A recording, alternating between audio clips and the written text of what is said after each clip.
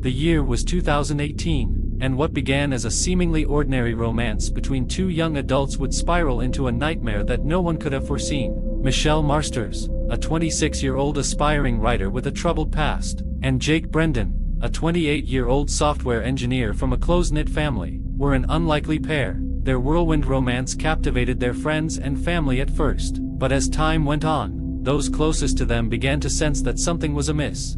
Michelle Mar's childhood was a tapestry of instability and emotional turmoil. Born to a single mother who struggled with substance abuse, Michelle spent her formative years bouncing between relatives' homes and foster care. The constant upheaval left deep scars on her psyche, manifesting in an intense fear of abandonment and a desperate need for control in her relationships. As a teenager, Michelle found solace in writing, pouring her pain and longing onto the pages of countless journals. Her talent for crafting vivid narratives earned her a scholarship to a local community college, where she excelled in creative writing courses. However, her personal life remained tumultuous, marked by a series of volatile relationships that always seemed to end in heartbreak and betrayal.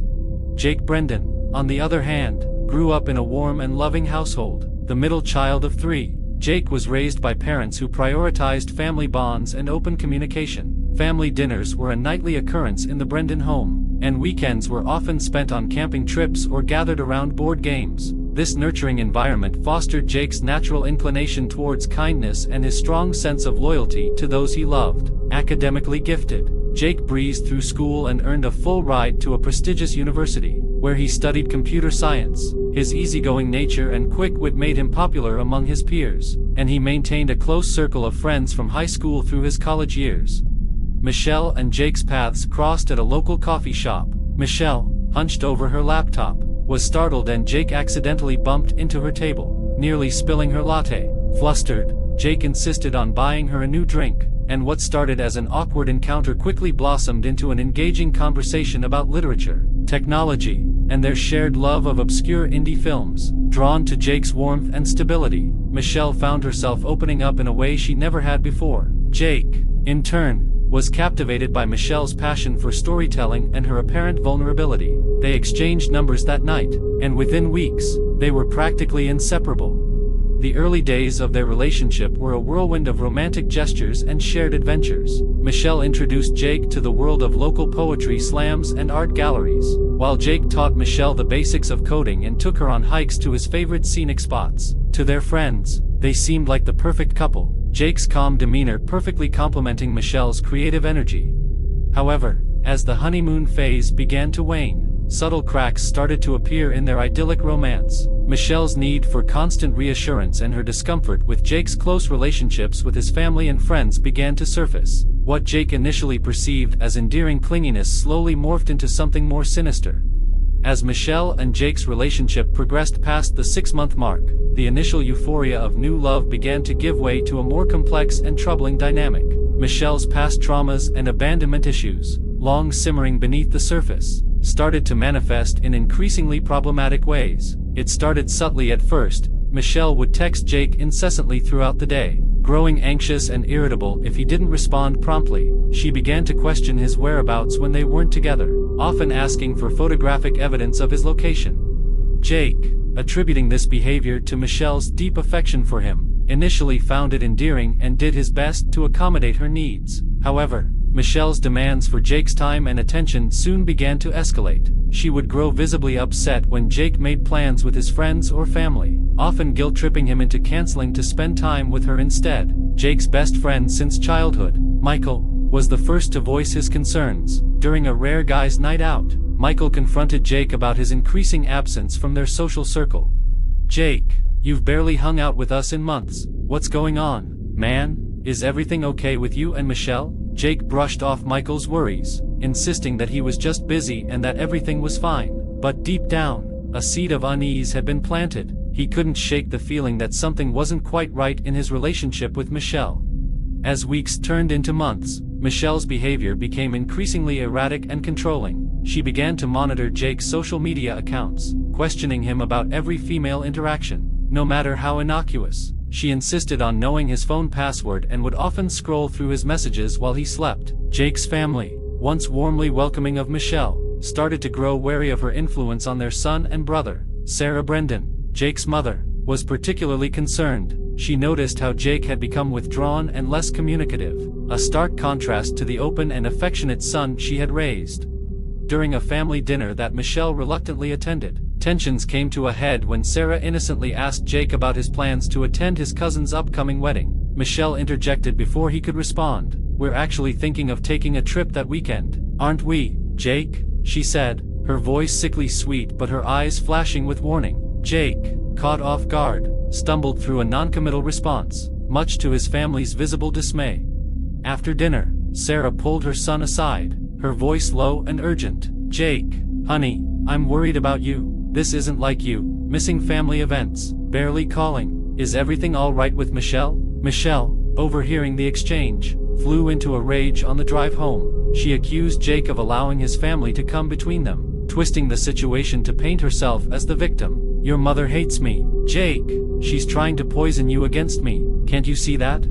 Torn between his love for Michelle and his deep-rooted family ties, Jake found himself walking an increasingly precarious tightrope. He began to make excuses to his family and friends, gradually withdrawing from social engagements and family gatherings to keep the peace with Michelle. As Jake's world shrank to revolve almost entirely around Michelle, her paranoia and possessiveness only intensified. She began to see threats to their relationship everywhere, in Jake's coworkers, in casual interactions with strangers, and especially in his family's attempts to maintain a connection with him. As Michelle's grip on Jake's life tightened, a part of him began to resist. The values instilled by his upbringing, the importance of family, the strength of long-standing friendships, started to reassert themselves. This internal conflict came to a head on a chilly November evening, nearly a year into their relationship. Jake received a call from his sister, Lauren, informing him that their father had been hospitalized with a suspected heart attack. Without hesitation, Jake grabbed his keys, ready to rush to the hospital. Michelle, however, had other ideas. "Jake, you can't go," she pleaded. "We were supposed to have dinner together. You promised." Jake, torn between his worry for his father and his fear of upsetting Michelle, tried to reason with her. Michelle's face contorted with rage. "Your family again," she spat. "They're always trying to take you away from me. If you leave now, don't bother coming back." For the first time, Jake saw through the haze of manipulation. The absurdity of Michelle's demand in the face of a family emergency snapped something inside him. Without another word, he walked out the door, leaving Michelle screaming behind him. "It's your mother, isn't it? She's turned you against me. I knew she hated me." Michelle's words devolved into a torrent of abuse aimed at Jake's family, particularly his mother. "Jake, I can't do this anymore. I won't cut my family out of my life for you or anyone else." As Jake turned to leave, Michelle's face twisted into a mask of pure hatred. Jake left shaken but determined, unaware of the chilling prophecy contained in Michelle's parting words. The events of March 15, 2019 would forever be etched in the memories of Queenstown's residents. It began as an ordinary Friday, people hurrying to work, children boarding school buses, the usual rhythm of small-town life in full swing. For Sarah Brendan, it started as a day like any other, filled with routine tasks and errands. Sarah had just returned home from her morning yoga class, her mind preoccupied with plans for the weekend. Jake had promised to come over for a family dinner on Sunday, the first in months, and Sarah was determined to make it special. As she pulled into her driveway, she noticed an unfamiliar car parked across the street but thought nothing of it. Humming softly, Sarah unlocked her front door and stepped inside, her arms laden with groceries. She didn't notice the shadow that detached itself from the side of the house and silently followed her in. Michelle Marsters, her eyes wild with a manic gleam, had been waiting for hours. In her delusional state, she had convinced herself that Sarah was the root of all her problems. Remove Sarah, she thought, and Jake would be hers completely. As Sarah bent to set her bags on the kitchen counter, Michelle struck with a guttural cry of rage. She brought a heavy cast-iron skillet, grabbed from Sarah's own kitchen, crashing down on the woman's head. Sarah crumpled to the floor, dazed and disoriented, blood trickling from a gash on her scalp. Michelle, consumed by her frenzy, didn't stop. She brought the skillet down again and again, Sarah's weak attempts at self-defense growing feebler with each blow. When it was over, Michelle stood panting over Sarah's motionless form, blood spattered on her clothes and face. In Michelle's twisted mind, she had done what was necessary. She had eliminated the threat to her relationship with Jake. Now, she reasoned, he would have no choice but to turn to her for comfort and support. With a clinical detachment that would later disturb even seasoned investigators, Michelle set about staging the scene. She ransacked the house, overturning furniture and emptying drawers, creating the illusion of a robbery gone wrong. She pocketed Sarah's jewelry and cash, planning to dispose of them later.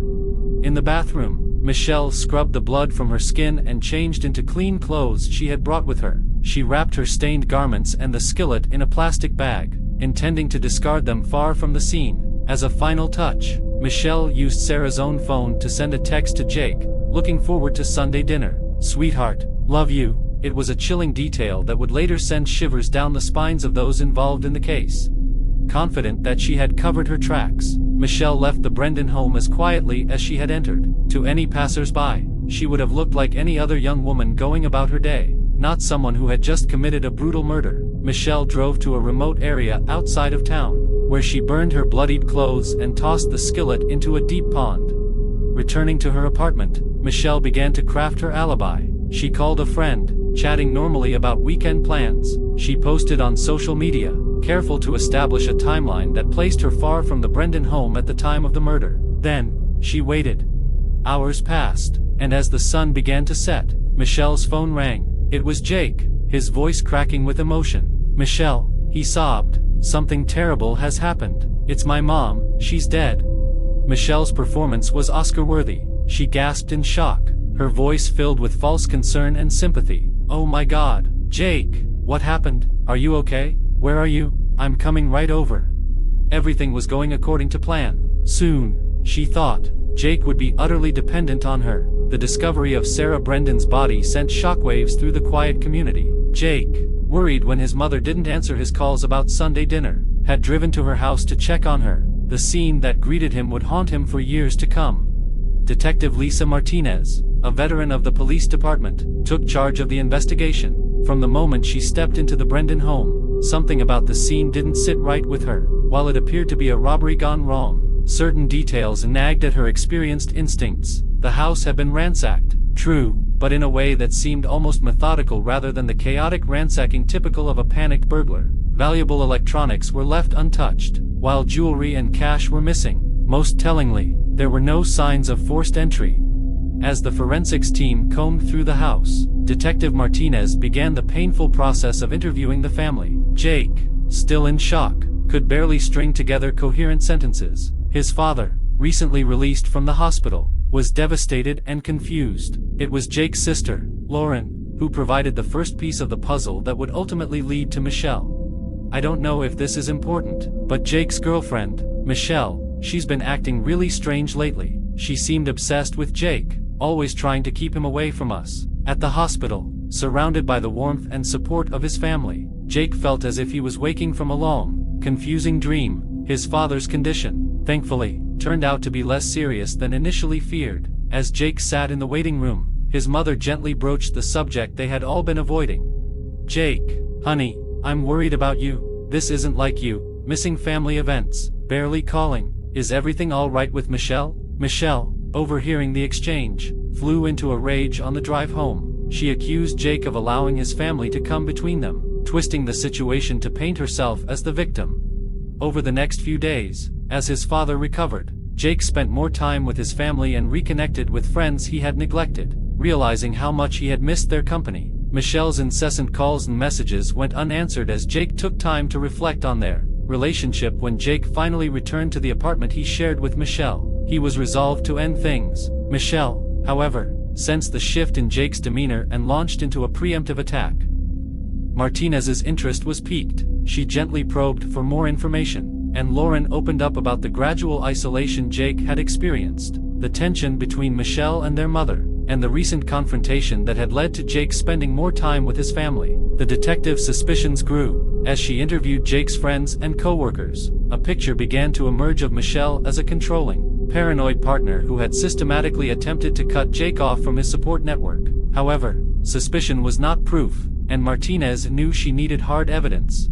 Forensics provided the next breakthrough. Despite the killer's efforts to clean up, trace amounts of blood were found in areas inconsistent with the location of Sarah's body. DNA analysis would later confirm it was a mix of Sarah's blood and the killer's. Moreover, Fibers found on Sarah's clothing didn't match anything in her home. Martinez's team began the painstaking process of checking traffic cameras and interviewing neighbors. One elderly woman recalled seeing a car similar to Michelle's parked on the street the morning of the murder but couldn't be certain. As the investigation progressed, Martinez brought Michelle in for questioning. Michelle arrived at the station projecting an image of concern and cooperation, but the detectives' trained eye noted the subtle signs of anxiety, the slight tremor in her hands, the occasional darting of her eyes. "Michelle," Martinez began, her tone casual, "can you tell me where you were on the morning of March 15th? Michelle's response was smooth, rehearsed. She claimed to have been at a local cafe working on her latest writing project. She even produced a receipt as proof,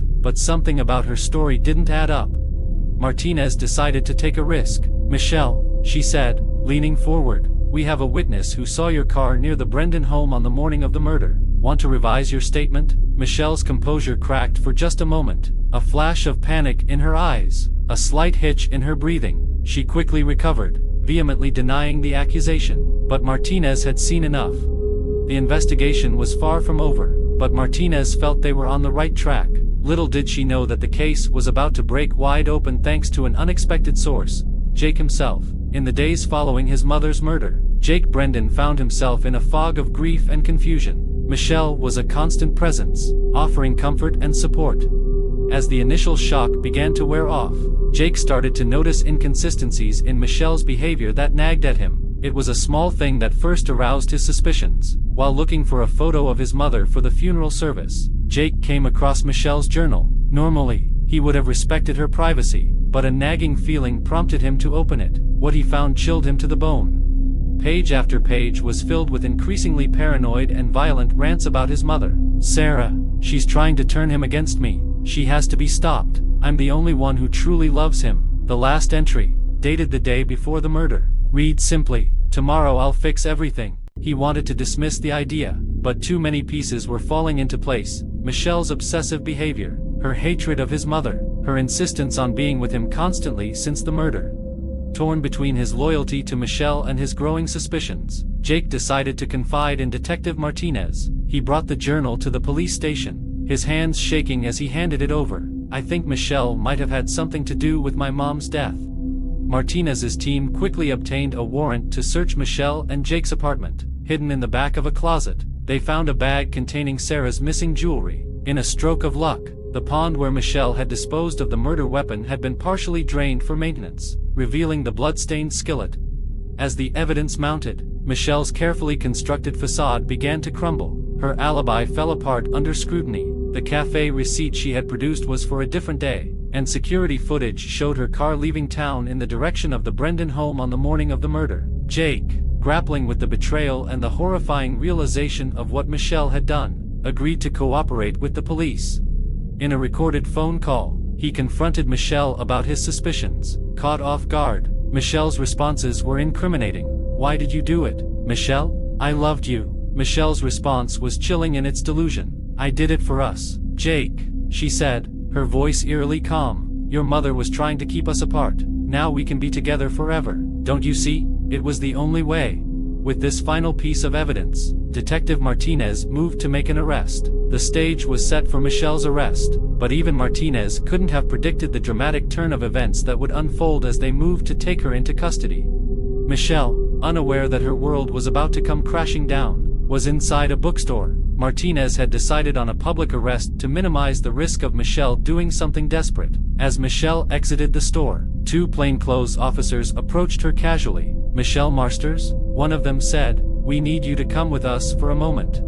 Michelle froze, her eyes darting around like a cornered animal. Then, in a burst of panic, she turned and ran. She made it only a few steps before Martinez tackled her to the ground. As the detective handcuffed her, Michelle began to scream. "You don't understand. I did it for love. Jake needs me." At the police station, Michelle was led to an interrogation room where Martinez was waiting. For hours, Michelle maintained her innocence, her story becoming increasingly convoluted as she tried to explain away the evidence. Martinez watched patiently, waiting for the right moment to break through Michelle's defenses.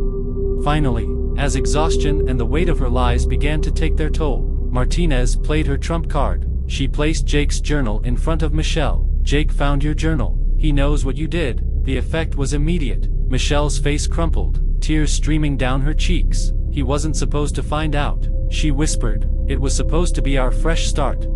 What followed was a chilling confession that left even the seasoned detective shaken. Michelle described in vivid detail how she had planned and carried out Sarah's murder, her voice devoid of remorse as she recounted the brutal attack. "I had to do it," Michelle insisted, her eyes fever bright. "Sarah was poisoning Jake against me. She never understood our love. With her gone, Jake would need me. We would be together forever." When the confession was complete, Michelle seemed to deflate, the reality of her situation finally sinking in. "What's going to happen to me?" she asked, suddenly sounding very young and afraid. The prosecutor presented a methodical, airtight case. She walked the jury through the evidence: the DNA found at the crime scene, the murder weapon recovered from the pond, the damning entries in Michelle's journal, and finally Michelle's own recorded confession. Perhaps the most powerful moment of the prosecution's case came when Jake took the stand. His testimony was heart-wrenching, detailing the gradual isolation he experienced and his growing unease with Michelle's behavior.